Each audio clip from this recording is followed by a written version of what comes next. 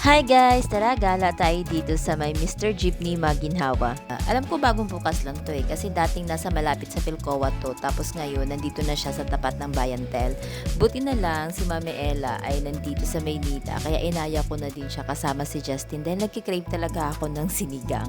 Inakita ko sa video na masarap yung sinigang nila. Tsaka maganda yung interior nila guys kasi para kang nakasakay sa jeep. Pwede kang kumain sa loob ng jeep, tapos meron din sa other side naman na naka-aircon. Mama Ella! Langga! Gutom na! Nag-order kami ng sisig, tapos tinapa rice. Yung tinapa rice, marami yung serving nila. Siyempre, yung kinikrave kong pork sinigang, ayan.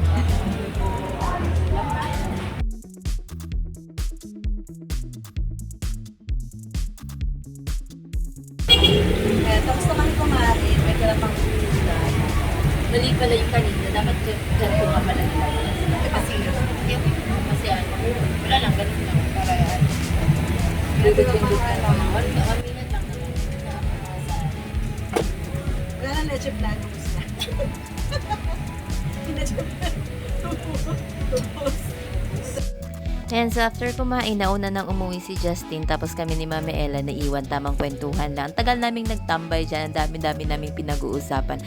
Tapos nakakatuwa lang din kasi yung mga music nila is mga OPM music. Ay, nakaka-relax naman, tapos hindi naman siya mainit kasi may electric pa naman. So far, good naman yung experience namin. Masarap yung food at saka madami din yung serving nila. Hanggang sa susunod nating food trip at gala. Bye!